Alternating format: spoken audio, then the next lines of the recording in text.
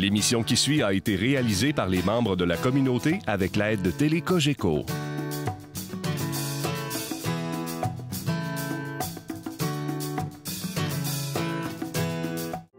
Cette émission vous est présentée en partenariat avec la Société d'histoire du Lac-Saint-Jean, qui se préoccupe de rendre accessibles les éléments de notre patrimoine qui ont façonné l'histoire de la région et la vie quotidienne de ses habitants, ainsi qu'avec la participation financière de la résidence funéraire Lac-Saint-Jean, propriété exclusive des gens du milieu, qui accompagne et soutient les familles endeuillées depuis plus de 3 décennies avec respect et compassion. Ici Mélissa Raté, bienvenue à Nos bâtisseurs. Notre invité est natif d'Héberville et a fait ses études dans la région. En 1978, il travaille au sein de la coopérative funéraire dont il deviendra le directeur général en 1980. Aujourd'hui, M. Marc Richard.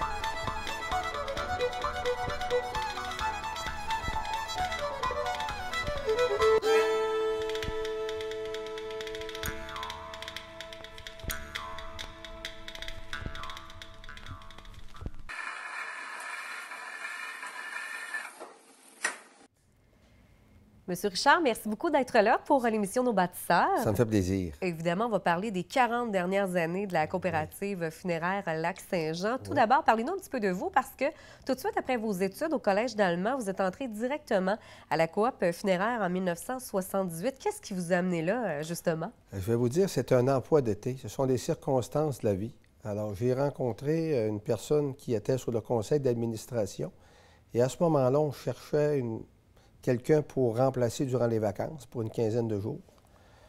Alors, le conseil du temps a cru que j'avais la personnalité pour être capable de rencontrer des familles, puis de faire certaines tâches cléricales. Alors, c'est comme ça que j'ai débuté ma carrière de 78 en 80.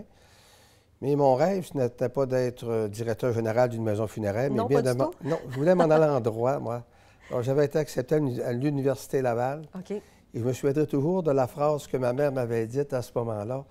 « Occupe-toi donc des vivants au lieu des morts. » Alors, vous voyez un petit peu dans quel contexte j'ai débuté ma carrière.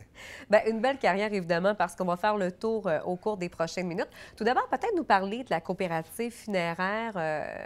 Comment sa fondation s'est réalisée? Parce que ça a commencé dans les années, au début des années 70. Là. Il y avait un comité, on commençait tranquillement à mettre ça sur pied. Effectivement, dans les années 70-80, il faut penser aussi à l'arrivée de l'Office de protection du consommateur. Alors, les gens ont été davantage sensibilisés à l'achat, à certains regroupements. Alors, si on se souvient, dans ces années-là, on était sous le contrôle de maisons funéraires privées uniques. Alors, chacune des maisons avait son propre territoire. Alors, il était en situation monopolistique. Alors, lorsque survenait un décès, alors les gens n'avaient pas d'alternative. De là qu'un groupe, en 1972, ont rencontré la coopérative funéraire qu'on appelait du Pied de la Falaise à Québec, qui était dirigée par Monseigneur Lavoie. Alors, ils ont pris un petit peu l'idée, l'expertise de tout ça. Ils ont fait une première campagne de recrutement où ils sont allés chercher entre 1000 et 1500 sociétaires. Les parts sociales, à ce moment-là, étaient 5 individuels et 10 pour une famille complète. Alors, ça a formé le premier noyau. Et ils nous ont reçu leur charte en mai. Et en juin 1973, a eu la première assemblée de l'organisation, première assemblée annuelle, dont le premier conseil d'administration a été formé. Et c'est M. Bertrand Pilote, des Pépinières Pilote, qui fut le président fondateur de l'organisation. C'est quoi les avantages d'être membre de la coopérative funéraire? Parce que depuis les dernières années, le membership est quand même assez élevé. On est plus de 8000 sociétaires. Alors, les grands principes, c'est d'offrir des services professionnels au meilleur prix possible. Deuxièmement, c'est de créer une concurrence saine et loyale dans ce domaine-là. Et la troisième, c'est la protection de nos intérêts économiques. Et les membres ont décidé, lors de la fondation, eux, qu'il n'y aurait pas de ristourne de remis aux membres et d'intérêt de verser sur les parts privilégiées. Ce qui fait qu'une partie du trop perçu annuel est versé sous forme de dons et de souscriptions des organismes socio-communautaires du milieu. Alors, bon an, mal an, on remet environ 50 000 dans le milieu, en plus d'avoir certains programmes d'accompagnement pour les personnes endeuillées, en plus aussi d'avoir un programme qu'on appelle Solidarité. Alors, lorsqu'une famille a la malchance de perdre un enfant de 14 ans et moins, on va offrir des funérailles gratuites.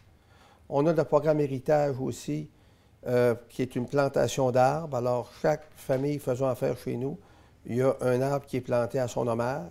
Alors, le CO2, l'environnement a pris une place très importante. Une revue aussi qu'on appelle la revue Profil, qu'on fait parvenir une fois par année à toute la communauté, alors pour les informer de l'évolution de l'organisation.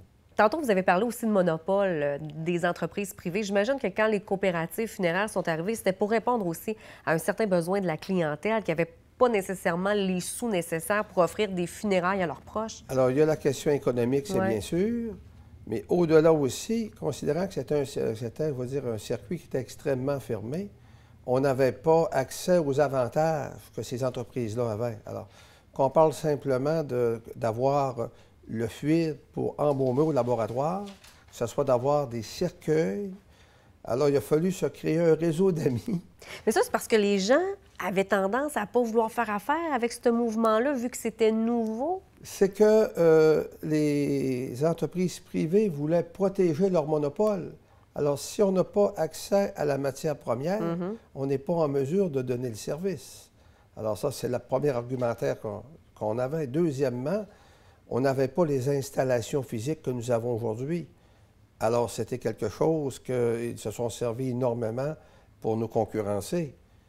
Et aussi, on a débuté modestement, comme je disais tout à l'heure, avec des 5 $ et 10 $, ce qui fait qu'on n'était pas capable d'offrir la même structure organisationnelle qu'eux au départ.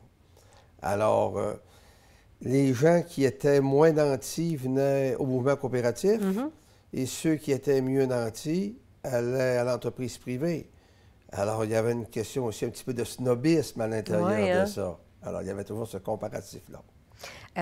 Parlez-nous des premières installations de la coopérative funéraire Lac-Saint-Jean, parce qu'il y avait certaines personnes, justement, qui ne voulaient pas se faire exposer parce que c'était dans un sous-sol. Effectivement. Alors, je le disais dernièrement, alors, les gens nous disaient, vous ne nous enterrez pas en Valtan.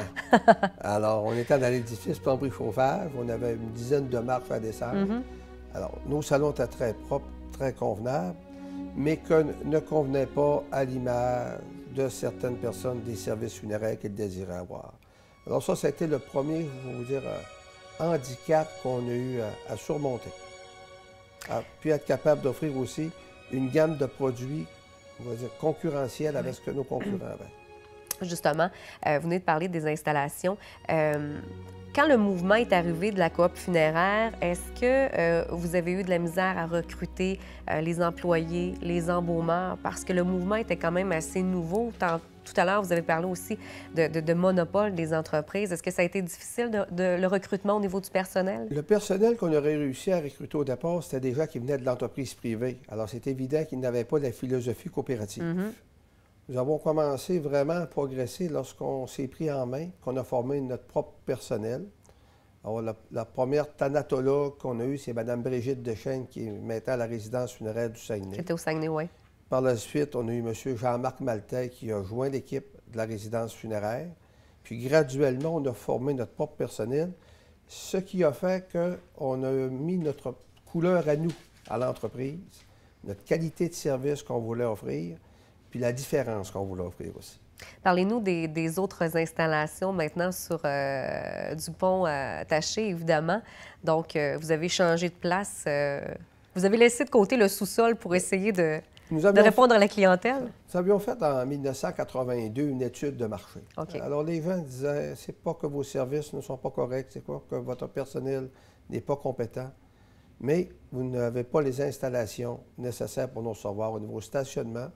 Il ne faut pas oublier aussi que dans les années 80, les columbariums commençaient à exister. La crémation était en augmentation. Alors, l'étude de marché nous prouvait ça.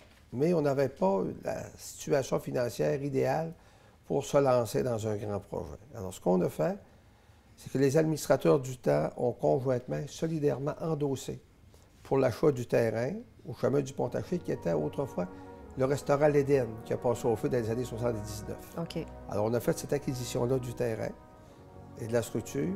Puis par la suite, on a fait une campagne de financement pour aller chercher des parts privilégiés dans le milieu. Alors, on a ramassé près de 50 000 des membres. Et avec l'aide de Desjardins, on a eu le capital nécessaire et on a été chercher certaines subventions gouvernementales qui nous ont permis de bâtir le bâtiment actuel sur le chemin du Pont-Taché.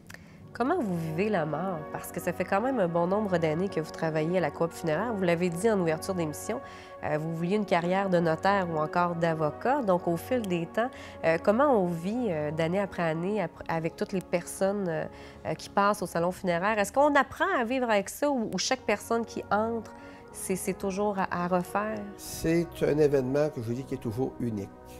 Chaque famille a ses attentes, chaque famille a ses préoccupations. C'est ce qui fait qu'on n'a pas de monotonie dans notre travail.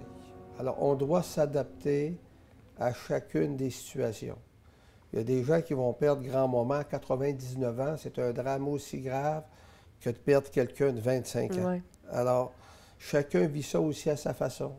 Chacun s'exprime aussi à sa façon à l'intérieur des rituels qu'on essaie de créer. De plus en plus, on veut personnaliser les funérailles. Ouais. Alors, on invite les membres de la famille à participer à chacune des étapes, que ce soit dans le choix du signet, lors de la célébration qu'il y a eu à l'église ou à notre chapelle. Alors, chacune des étapes est faite de cette façon-là.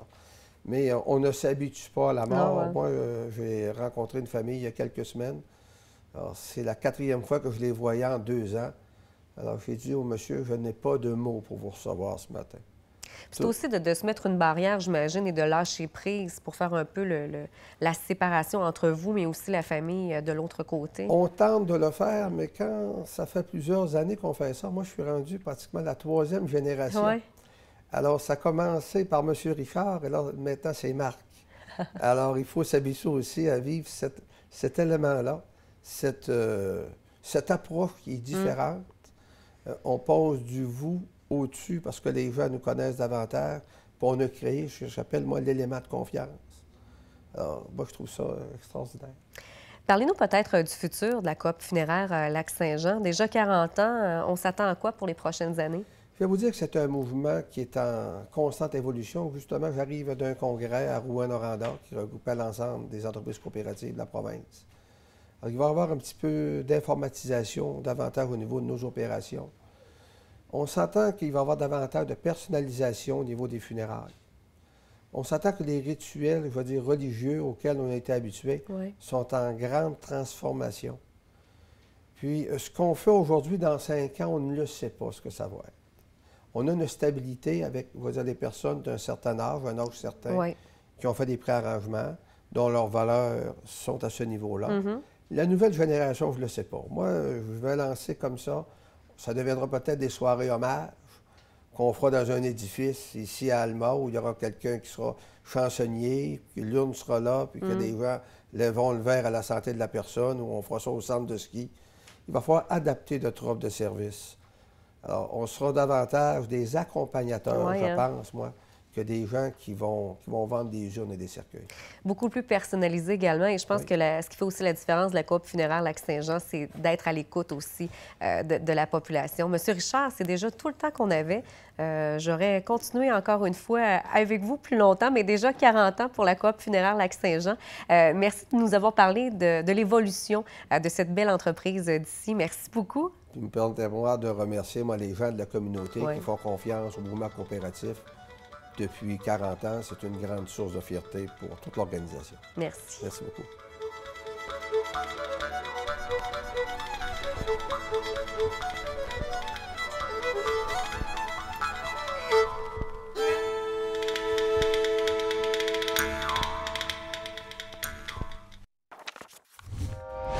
Télé Cogeco, un service exclusif aux clients de Cogeco.